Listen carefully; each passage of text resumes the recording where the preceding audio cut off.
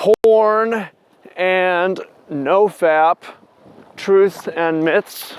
What do I think for someone who's trying to achieve their goals in life, someone who's trying to have good quality relationships, sexual relationships? Welcome in, much love, Trav here. Kind of a tough topic, something that's been requested on and off from various people for a while, and something that I haven't shared and made a video on, mostly because I don't have a particularly strong opinion on this. So if you're looking for someone who has very strong opinion, who's found either of these life-changing or really damaging, you should go search on YouTube for other stories. For me, some of the stuff, it just hasn't, I don't feel like it's had a major life effect. And one of the reasons why is because my opinion is very nuanced. I think it's very situational. I think it depends on what you're trying to accomplish, your age, your sexual experience, what you're trying to do with this particular time, the season, and so on and so forth. So I've got a very subtle opinion, and we're going to dive into some of the subtleties here. I will say that I'm not an expert. I'm speaking from observation, anecdote, listening to other people. And I also want to increase the discussion, and I'll maybe follow up on this topic later, and maybe you see it in the sidebar. So if you want to add to the discussion, share your story, please do below. I'm sure that will be very helpful for everyone here. So should we start with NOFAP or with porn? I think we should start with NOFAP, then go to porn. So NOFAP is really interesting to me, where the idea is that if you never masturbate ever, your life will be better. I think I'm just gonna go right off and say I think that is extreme and can even lead to sexual assault. And at its worst, at its best, however, it can get you off your ass and motivate you to go out there and meet girls when you're stuck and you're stagnant. So let's talk about the extremes and then look for the middle ground. So let's start for the extreme benefit. Some of you guys are addicted to masturbating, and you spend too much time doing it, and you do it all the time, and you're also virgins, you've never been laid, and it's a problem. And the problem is you're too satisfied all the time because you're self-satisfied, and you're gonna fail at life because you are not gonna be able to win at life, which a lot of that is sharing that relationship and also having kids. So some of you guys don't want kids, but for most of us, that's actually a big part of the game of life. So if you are able to stop masturbating, you're like, all right, I need another outlet for this. Oh, shit, I'm gonna have to actually go out and meet girls and get laid, and it will be a good transformative experience for me. That's the plus side. However, here's where I'd advise extreme caution. If you don't want to be entirely self-reliant. You don't want to be entirely other-reliant. If you're entirely other-reliant and you can't do it for yourself because it's against the rule and you need someone else to do it for you, you become very needy and aggressive sexually. It can lead you to entitlement, misreading signs, and taking. And that can get you into trouble. It can cause bad relationships, short relationships.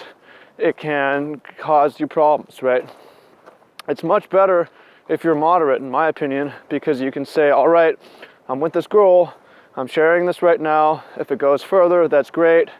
If she doesn't want to take it further, that's okay. I can go home, take care of it myself. We can follow up on it later when she's in the mood, right? Or even then, she notes, hey, this guy isn't that needy. He's sexual, he's not that needy though. Maybe that empowers her, There's a lot of females who have had bad experience with overly aggressive males. They want to reclaim their sexuality by being powerful. So if you are self-satisfied, possibly, but also enjoy other satisfaction, you're with her, but you don't need it, it gives her the initiative. It gives her some control and some power, and it's good for her. That's what she wants some of the time. It's exciting for her, right? Especially when we're talking about not one-off relationships, but ongoing relationships, right? So I think that the answer is in moderation. You should be able to satisfy yourself so that you don't need other people to, but you shouldn't be so self-satisfied that you miss out on life entirely and you never develop sexual relationships with other people, right? So it depends where you are, I think. I would caution against going extreme in either direction. Now, I also want to talk about fapping, masturbation as a tool to focus on different stages of your life. So again, some of you guys are overdoing this, but if you've already, you've had sexual relationships, you're on break, you're going to have more relationships later, but you're on break right now, you're launching a business, you're working on yourself, you're trying to do your own thing, you're trying to give maximum time to writing your book or whatever it is, then masturbation will help you be able to focus so you don't have to go out and chase girls. And you can modulate it. Once you're done with your projects, it's time to date again. Then you can, different phase of your life, because you don't need to chase 365, then you can cut it back, and then it motivates you to go out and meet people, right? Or talk to people, take things further, okay? On the other hand, you should also be aware of sublimation. The concept of sublimation is that you can channel your sexuality into your work and do a better job on your work that way, because you have more creative energy. You have to burst forth in some other manner than with sex. By the way, I threw a picture up in here with me and a female friend. I don't want to give the wrong impression about this girl. She's a friend that we went over to the Big Island, but I thought it would be a good picture to throw up. I thought it was a cool pic. So she's not my girlfriend or anything like that. Anyways, sublimation. Sublimation, the idea that, you have more energy, and you don't necessarily need to channel that towards getting laid. You can channel that towards doing better work. And you know that when you ejaculate, if you're using it as a tool to reward yourself for something, or just in general, it makes you tired, it makes you satisfied. It goes well with taking a nap. It's actually different for men and women, it seems. The women are more energized by sex and orgasm. Not always, but definitely it's a different sort of energy. For us men, definitely it makes us fucking tired and makes us less motivated, right? So if you decide that you want more energy, then it makes sense to at least not reduce it to none, but reduce it from daily to weekly, for instance, and then you have that energy that's bursting forth. You get built up, and it comes out in everything that you do. Everything you do is sexual. So, for instance, if I have a competition or I have a tournament, then I usually want to go that whole preceding week without ejaculating, ideally, so that I get, as long as I don't think it's going to interfere with my sleep, but it builds me up, it builds up my energy going into the competition. Right? I don't want to be too satisfied going into the competition, right? So, summary of that is that it's really complicated, and it depends where you are. It depends on what you're trying to accomplish. It depends if you're sexually experienced or you're a virgin. It depends on the season. It depends on what sort of work you want to get done. It depends if you want to get laid or not. And regardless of what it is, I think the answer is in moderation if possible. Addiction is bad, but abstinence also leads to other problems because you become very other reliant, which is, again, can cause a lot of problems. So if possible, you want to see it as a tool, a natural body function that needs to be relieved sometimes, and you somewhat can take care of it yourself, but also recognize there's something extra special you can do with other people too. So that's enough about fapping and masturbation for now, and we can talk about the subject of pornography. Porn's like a different subject. Porn is a visual aid for masturbation, and whereas with masturbation, I would say that moderation is good. Porn, it's more moderation to abstinence. There's less benefit and more harm in porn. There's some benefit, but there's less benefit. So let's start off with the harm. The harm with porn is that, one, it rewires your brain in this weird visual way, and it's very addictive, and can shrink the gray matter in your brain. We can see like really seriously fuck up your neuroplasticity. It can lead to issues like needing visual aids to get it up, especially, this is a real thing I've never heard anyone say. Like, if you're a beautiful person, you can have, especially if you're a young, beautiful person, it's easy to be with young, beautiful people. Porn is not necessarily as enticing.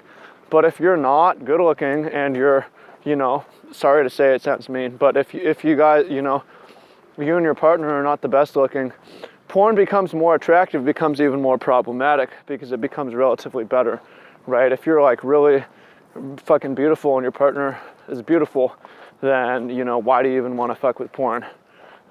So I think one of the answers to porn, which we'll get into, is being in the best possible shape that you can possibly be, and it will reduce your desire for it. Anyways, problems with porn. Wire your brain wrong, okay? It can also cause you to so we'll get into the benefits, but a lot of porn is mass produced for men. So it's geared towards male fantasies. So it can give men the wrong idea of what sex is, or what it looks like, or what actions are appropriate to take during sex, or the reality of how it's going to go in general. It makes for horrible sex education for the most part. So if you get into porn before you get into sex with a partner, it can really warp your idea of what it is. It can become damaging and take a while to correct, or it may never even be corrected. So there's those problems. I also hear that problems of erectile dysfunction can come out of porn. I've heard that. And a side note on erectile dysfunction is like, that can be a health problem. It can also indicate that you're not in the mood, she's not in the mood. Later on, if you've done everything right, you'll have more chances, and she can coax it out of you if she chooses, and that can a good woman can solve that problem. So, side note on that. Back to the discussion of the negatives of porn. If you are a virgin, you should really try to stay away from that. Then like reducing, limiting, abstaining from both, the NOFAP thing is going to help you a lot more.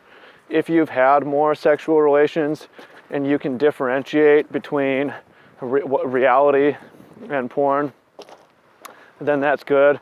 And I mean, the reality is just that porn tends to be more violent and one-sided, and proper, like, good sex is often can be slower, more sensual, but also like more back and forth and trading and negotiating and it's just a different experience. So it can set you up for the wrong experience. But again, if you have plenty of experience, it's not necessarily going to harm you as much, because it's not going to give you it's not going to alter your reality enough to be particularly damaging. And I don't want to give a ton of information away on me, but I became sexually active fairly young, and had only been exposed to porn shortly before that, and it did hurt me, especially in my first relationship. I think it would have hurt me a lot more if I had been exposed to it for many, many years before becoming sexually active. And that's the big danger, especially for you youngsters and the kids and the younger generation, is a lot of them are getting into porn earlier. And if you're getting into sex later, it's going to take much longer and be harder to correct, okay? That said, the use of porn and how it can be beneficial. Well, one is you talk about if we go back to masturbation and fapping, one of the uses there is to be self-satisfied so that you can focus on something else, or so that you're not reliant on another person, and porn can speed that process up. It can also cause you problems with fast ejaculation. I don't even want to say premature is a real thing, because sex is meant to be pleasurable, but it's also, procreative, so premature ejaculation is kind of made up thing. but it can lead to that because it's expediting the process, which can be helpful or harmful, right? It gets you relief faster at a cost, right? One benefit, this is one of the, a real possible benefit is like porn means a lot of different things, right? It can mean a lot of different, there's so many different kinds, right? So, for example, I saw something that was like a role-playing thing that between two people, and I thought it was kind of cool, and I took it and I shared it with a partner, and as a thing that would kind of change the dynamic and role play and give her some power, and it was fun and an interesting thing, and she liked it, and it was really helpful and not harmful. That, I mean, that's the upside, but I think like unlike masturbation, like porn is not a, or unlike ejaculation, porn is not a biological need, and it can cause a lot more harm. So if you can separate the two, that would be great. That's hard to do. If they're wired together, I don't necessarily have advice or tips on that. Maybe other people do. But in summary, I think that it's really nuanced, and it depends a lot on the individual case, on age, sexual experience, goals is hugely important, and and what you're trying to do, what stage of life you're at. I think reducing porn and masturbation is a noble goal to give you more energy, to go out and do better work in society, and serve better in your relationships. But if you reduce, especially if you reduce masturbation down to zero, it can cause you to become very aggressive and needy and other reliant and dependent in relationships, which does a lot more harm than good. If you're able to modulate it and self-satisfy when necessary, it will allow you better continued sustained relationships, and will let you also give her some of the power and play the mouse to her cat at times and stuff like that. So context is key, understanding is key. So I hope you found this useful and interesting. There's some embarrassing stuff in here, and I don't claim to be an expert with the most experience, but you can tell I've thought about it deeply, and I have a lot more than no experience. It's been over a decade since I was a beginner. So for those of you guys who are beginners and want more advice on stuff like this, or you're very unsatisfied or have a problem, you have an addiction, then you have more questions, I'd be happy to talk about it. So appreciate you. I'm happy to be asked to talk about this. I hope that you found it useful and helpful, and I think it went pretty well. Again, I'm open to new ideas, and I'm excited to see what you have to say in the comments. So peace out, much love.